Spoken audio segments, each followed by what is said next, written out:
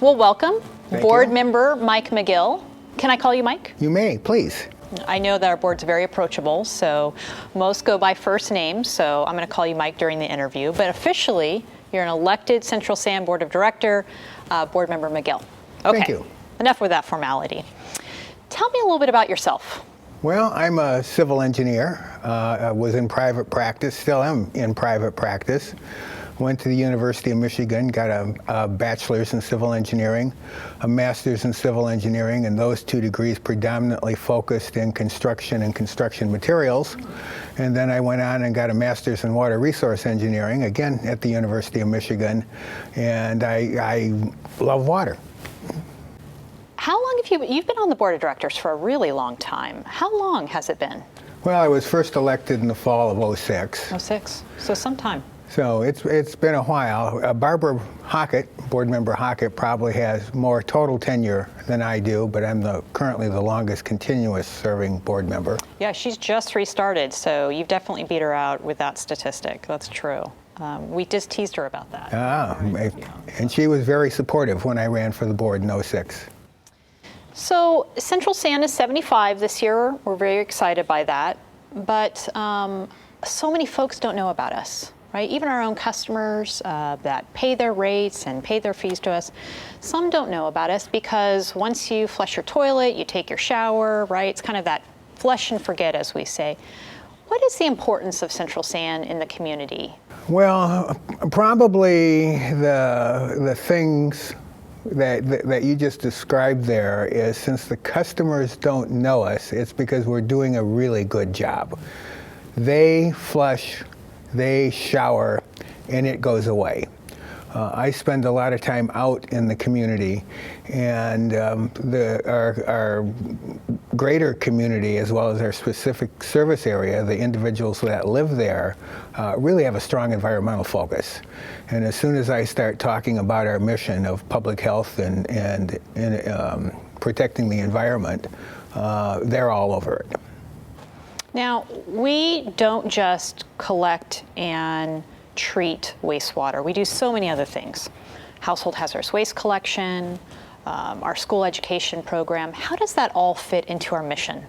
Well, we also do help support the pharmaceutical take-back program.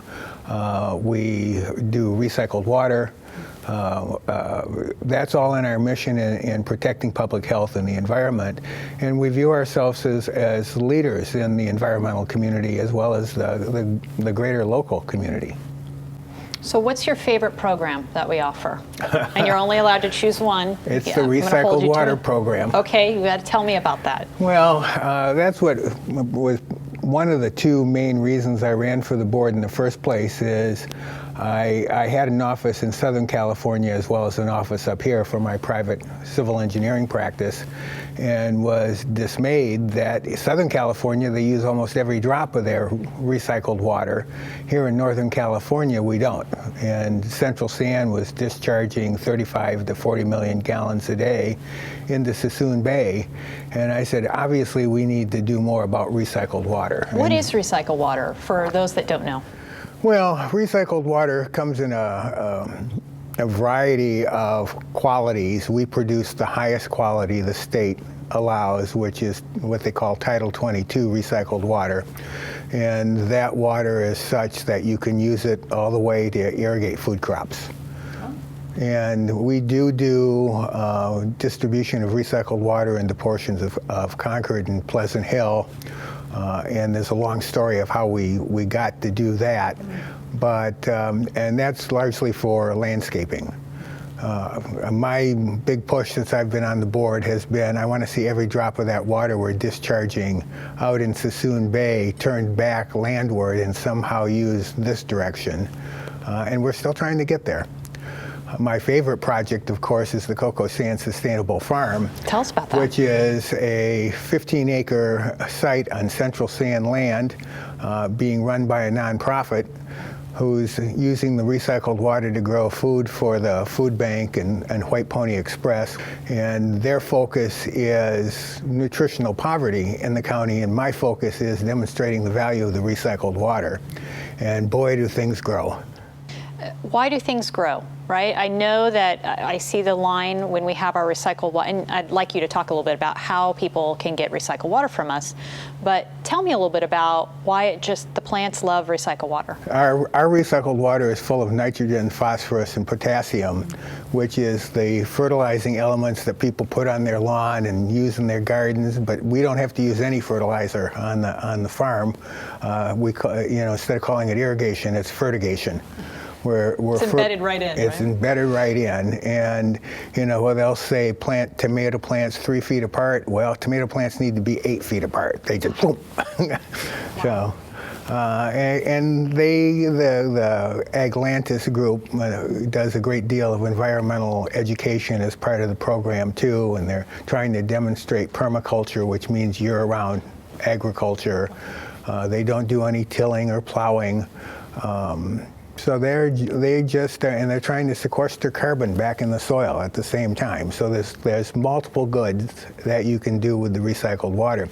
We make this water available at our residential pickup station, which is right there with our household hazardous waste facility.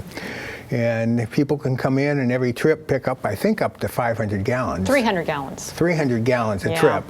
So, and I said household hazardous waste as part of that answer. Right. We have a facility that does two things. One, we will take back and properly dispose of household hazardous waste. Chemical and household cleaning compounds but we also have a reuse room. Now, our reuse room has been closed during this pandemic, but generally, if you brought in a pretty full gallon of paint that you were getting rid of, it went on the shelf in the reuse room, and somebody else could come in that was looking for paint or primer or whatever and take it home.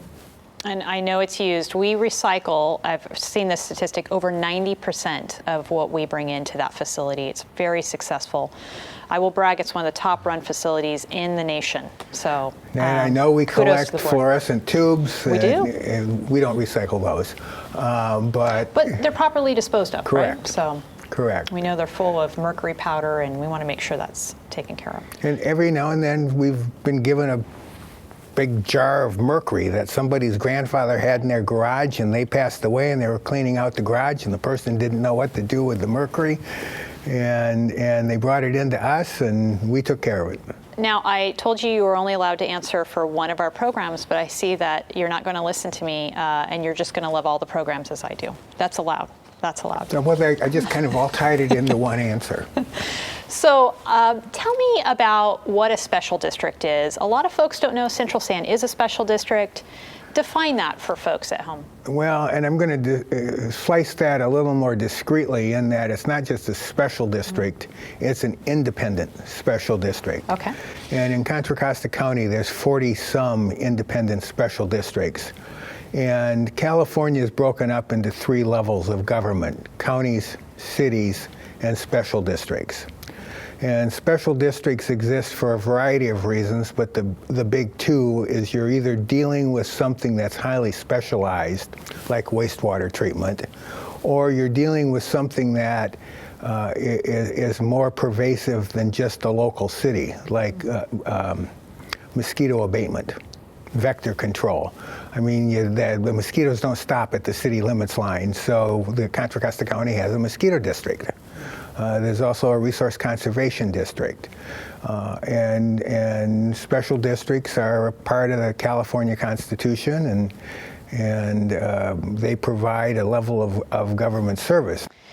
You know, I will say Central San has really connected some other work that you do outside of sitting on the board of directors. Can you talk a little bit about that, like LAFCO, and how it's kind of connected these two worlds together, I guess, because you go beyond just Central San. Oh yeah, because I am a board member of an independent special district, and there are dependent special districts. There may be a special district that reports to the Board of Supervisors, but an independent special district board member can run for a seat on LAFCO, Local Agency Formation Commission.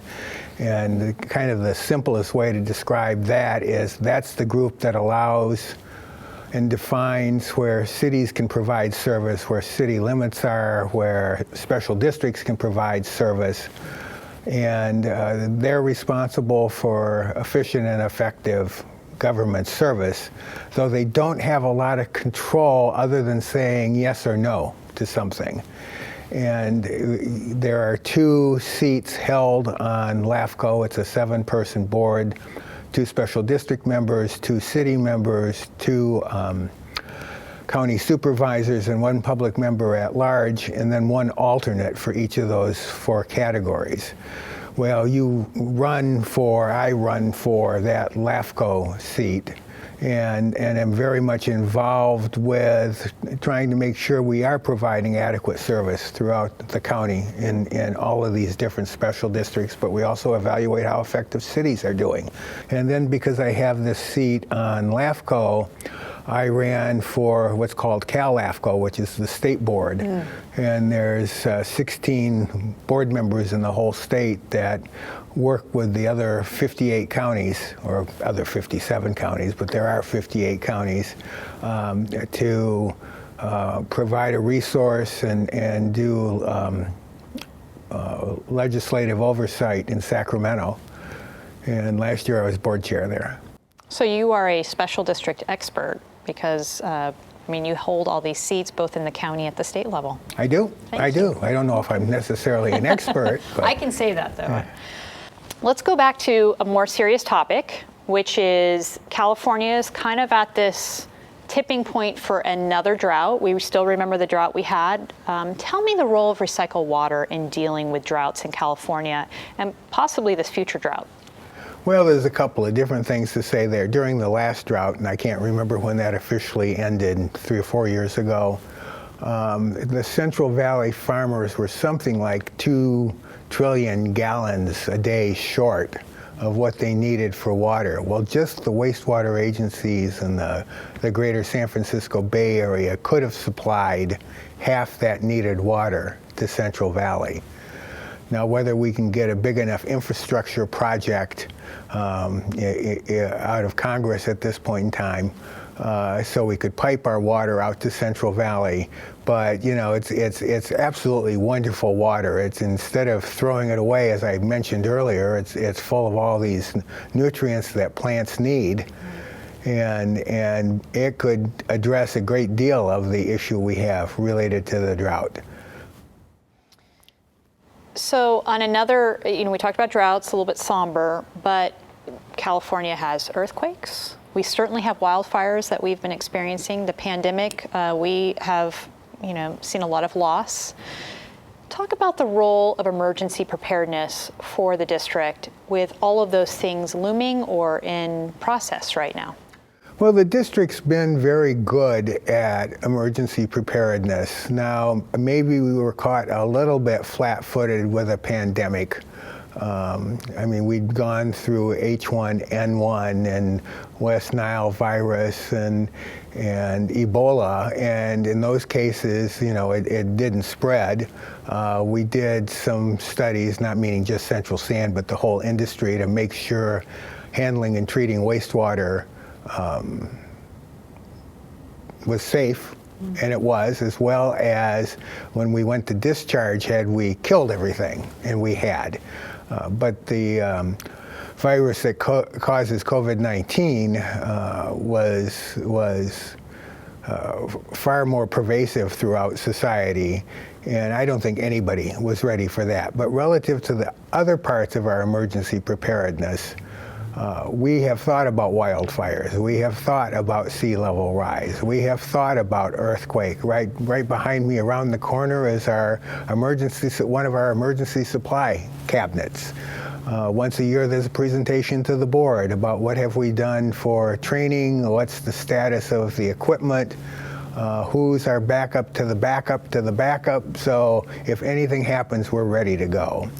Now, I mentioned the COVID-19 virus. Fortunately for us, it's not a very vigorous or a very hardy virus. It's got a fatty layer around it that breaks down very easily. So as soon as it hits wastewater, which has all sorts of stuff in it that we have to deal with in our treatment process, and our treatment process itself, we pretty well disperse it.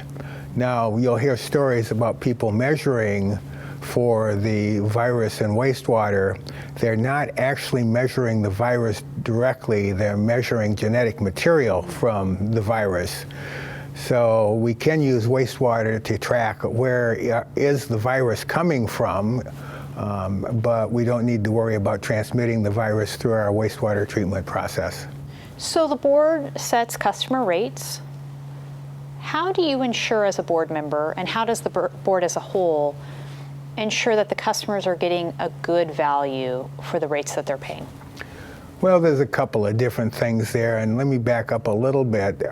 Much of our treatment plant here was built shortly after the Clean Water Act was adopted, and the federal government and EPA provided a great deal of the funding. I think they provided like 70% of the funding, and then the state provided 20% of the funding. So locally, we only had to provide 10% of the funding. Well, we're now some 40 plus years later. Things are wearing out. We do condition assessments on our equipment. We constantly monitor the output of all of our different product. And then we do a long-range plan about when are we going to have to replace something.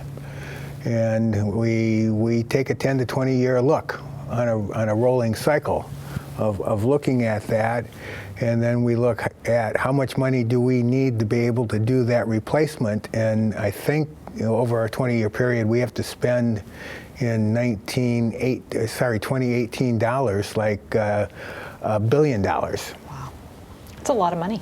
So, and we have a general manager right now that says constantly cost does matter.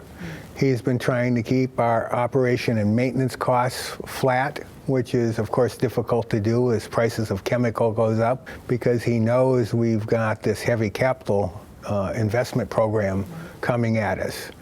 And we as board members, I mean, as I mentioned, we have this whole flock of engineers, and we spend a lot of time looking at those numbers. Ending on a positive note, what's something that a customer doesn't know that you'd like to share with them? I think I would like to share the passion of our employees. When I ran in '06, I wanted to do two things. One, get all the recycled or all the water we were discharging used back on land in some manner. And then since we're either the largest or second largest independent special district in the county, I wanted us to be more politically involved and engaged. I did not realize the passion I would find from our employees about wanting to be innovators and leaders in the industry. And I don't think our customers know that passion of our employees, and I wish they did, because it's really a dedicated group here. Thank you. That's a great way to end. Thank you, Board Member Mike McGill. Thank you for your interview. Appreciate it. You're welcome, AKA Emily. Mike. AKA Mike.